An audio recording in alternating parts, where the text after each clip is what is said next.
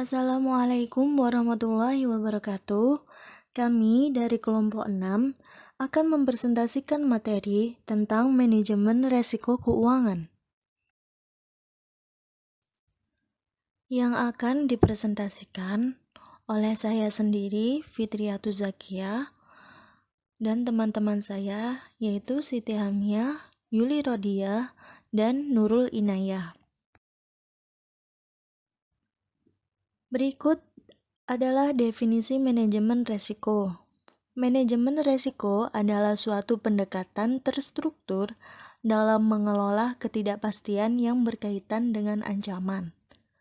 Adapun strategi yang dapat diambil adalah dengan memindahkan resiko kepada pihak lain, menghindari resiko, mengurangi efek negatif dari resiko, dan menampung sebagian atau semua konsekuensi resiko tertentu.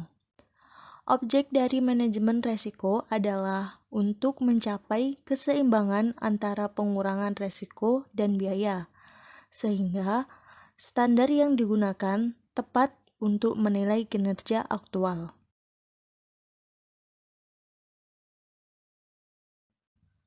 Pengertian dan tujuan manajemen resiko keuangan. Resiko keuangan atau financial risk adalah sejauh mana perusahaan bergantung pada pembiayaan eksternal atau termasuk pasar modal dan bank untuk mendukung operasi yang sedang berlangsung.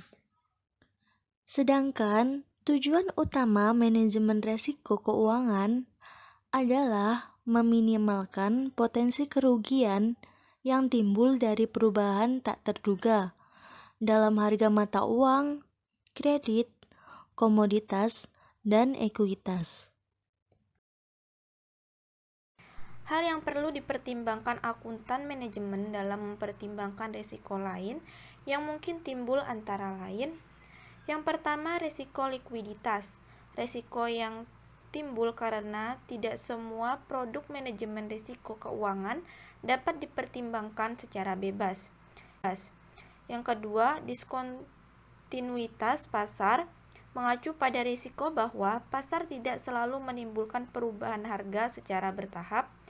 Yang ketiga, risiko kredit, risiko yang memungkinkan pihak lawan tidak dapat memenuhi kewajibannya. Yang keempat, risiko regulasi, risiko yang timbul karena pihak otoritas publik melarang penggunaan suatu produk keuangan untuk tujuan tertentu. Yang berikutnya, risiko pajak, risiko yang terjadi saat tidak memperoleh perlakuan pajak yang diinginkan. Yang terakhir, resiko akuntansi, resiko ketika suatu transaksi lindung nilai tidak dapat dicatat sebagai bagian dari transaksi yang hendak dilindungi nilai.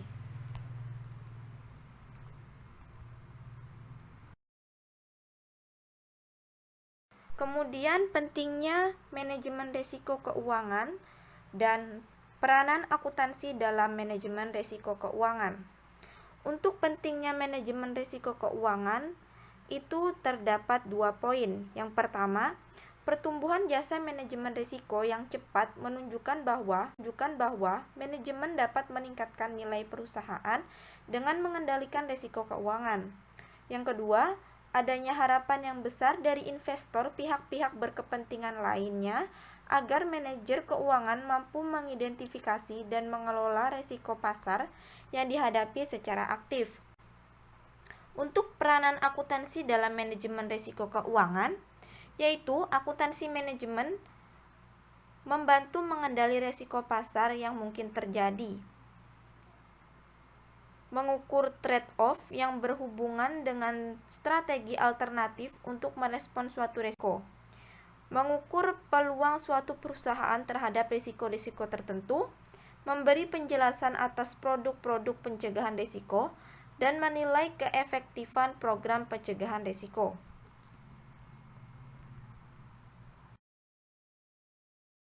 Adapun peran akuntansi dalam manajemen antara lain, yang pertama, menilai atau identifikasi risiko pasar. Kerangka dasar yang bermanfaat untuk mengidentifikasi berbagai jenis risiko market yang berpotensi dapat disebut sebagai pemetaan risiko. Kerangka ini diawali dengan adanya pengamatan atas hubungan berbagai risiko pasar terhadap pemicu nilai suatu perusahaan dan pesaingnya. Istilah pemicu nilai mengacu pada kondisi keuangan dan pos-pos kinerja operasi keuangan utama yang mempengaruhi nilai suatu perusahaan. Risiko pasar sendiri mencakup risiko kurs valuta asing dan suku bunga serta risiko harga komoditas dan ekuitas. Kemudian yaitu mengukur trade-off. Suatu akuntan akan mengukur keuntungan dari pencegahan risiko dan biaya yang dikeluarkan. Juga biaya-biaya dan keuntungan terdahulu dengan cara mengamati pergerakan pasar.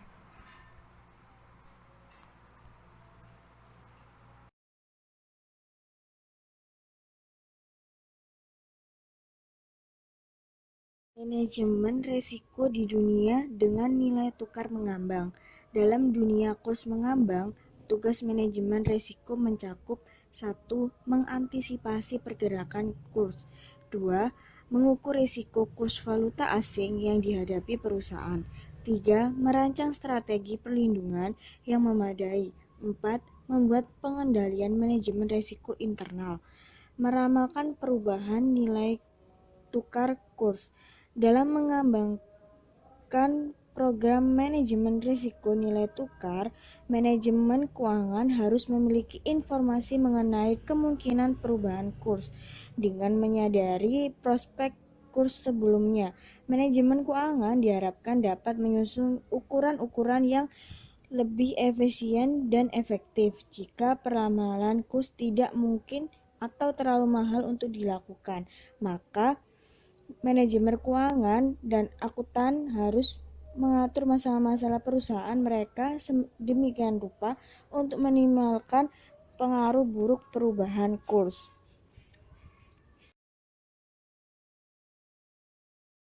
Informasi yang seringkali digunakan dalam membuat peramalan kurs berkaitan dengan perubahan dalam faktor-faktor berikut ini.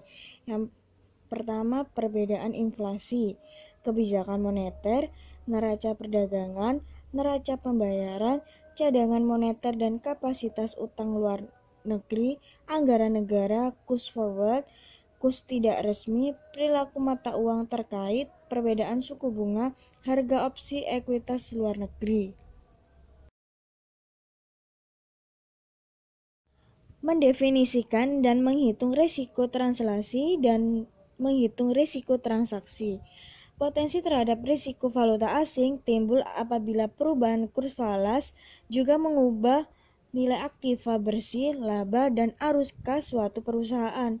Pengukuran akuntansi tradisional terhadap potensi risiko falas berpusat pada dua jenis potensi risiko, yaitu translasi dan transaksi. Potensi risiko translasi yaitu potensi yang mengukur perubahan kurs falas terhadap nilai ekuivalen mata uang domestik atas aktiva dan kewajiban dalam mata uang asing yang dimiliki oleh perusahaan. Kemudian, potensi risiko transaksi yaitu potensi yang berkaitan dengan keuntungan dan kerugian nilai tukar valuta asing yang timbul dari penyelesaian transaksi dalam mata uang asing dan memiliki dampak terhadap arus kas.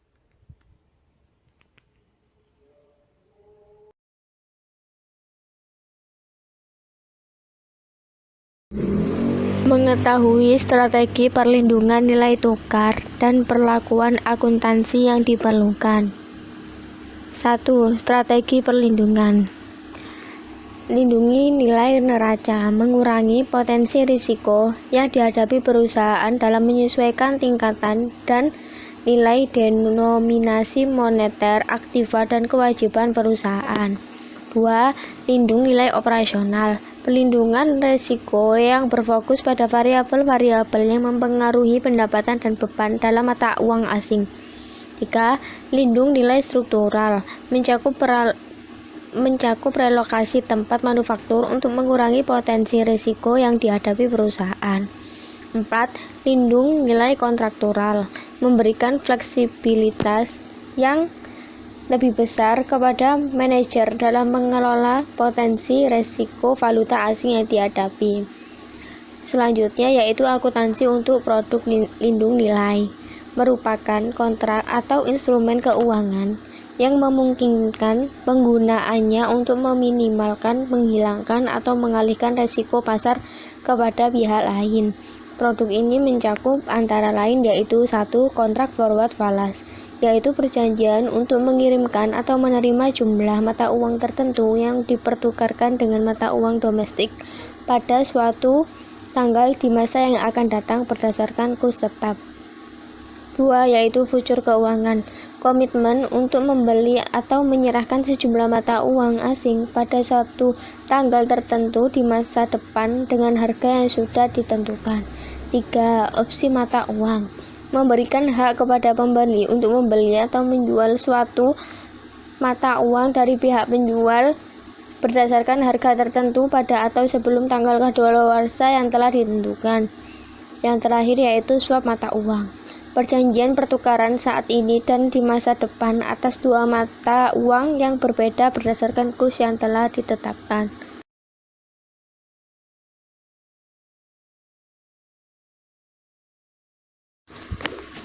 Perlakuan akuntansi. FASB menerbitkan FAS nomor 133 yang diklarifikasi melalui FAS 149 pada bulan April 2003 untuk memberikan pendekatan tunggal yang komprehensif atas akuntansi untuk transaksi derivatif dan lindung nilai. Revisi IFRS nomor 39 untuk pertama kalinya berisi panduan yang universal terhadap akuntansi untuk derivatif keuangan. Berspekulasi dalam mata uang asing, yaitu perlakuan akuntansi didasarkan pada sifat aktivas lindung nilai, yaitu apakah derivatif melindungi nilai komitmen perusahaan, transaksi yang akan terjadi, investasi bersih pada operasi luar negeri, dan sebagainya. 2. Pengungkapan, yaitu pengungkapan yang diwajibkan oleh FAS nomor 133 dan IAS 39 setidaknya telah menyelesaikan beberapa masalah berikut, yaitu tujuan dan strategi manajemen risiko untuk melakukan transaksi lindung nilai, deskripsi pos-pos lindung nilai, identifikasi risiko pasar dari pos-pos lindung nilai, deskripsi instrumen lindung nilai, jumlah yang tidak dimasukkan dalam penilaian efektivitas lindung nilai, justifikasi awal bahwa hubungan lindung nilai tersebut akan sangat efektif untuk minimalkan resiko pasar, dan penilaian berjalan mengenai efektivitas lindung nilai aktual dari seluruh derivatif yang digunakan selama periode berjalan.